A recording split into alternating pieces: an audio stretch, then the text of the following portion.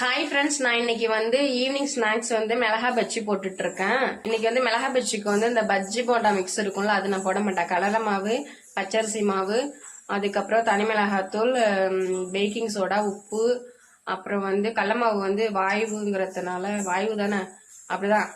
அதுக்கு வந்து பெருங்காயத்தூள் கொஞ்சமா போட்டிருக்கேன். இப்போ கேசரி பவுடர் போடுவேன்.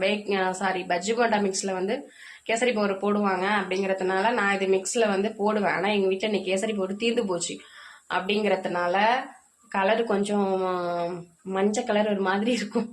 காட்டுறேன். இது பாத்தீங்களா, இது வந்து மிளகா பஜ்ஜி. ஒரே ஒரு மிளகால பண்ணினேன். இது வந்து மீதி மாவு மீந்துருச்சு அப்படிங்கறதுனால வெங்காயத்தை போட்டு மெது பகோடா, போண்டா என்ன வேணாலும் வச்சுக்கலாம். நம்ம வைக்கிற பேர் தான். இதுக்கு பேர் என்ன, இது போண்டான்னு வச்சுப்போம். வெங்காய பஜ்ஜி எப்படி வேணாலும் வச்சுக்கலாம். அவ்வளோதாங்க, நாங்கள் சாப்பிட போகிறோம். யாராருக்கெல்லாம் இந்த மாதிரி ஸ்நாக்ஸோட இங்கே பால் பொங்கிக்கிட்டு இருக்கு, காஃபி டீ குடிக்க பிடிக்கும் அப்படின்ட்டு மறக்காமல் கமெண்ட்டில் சொல்லுங்கள். வீடியோ பிடிச்சிருந்தா லைக் பண்ணுங்கள். ஓகே, தேங்க்யூ, பாய். உங்களுக்கு பிடிக்கும், பாய் சொல்லிவிடு.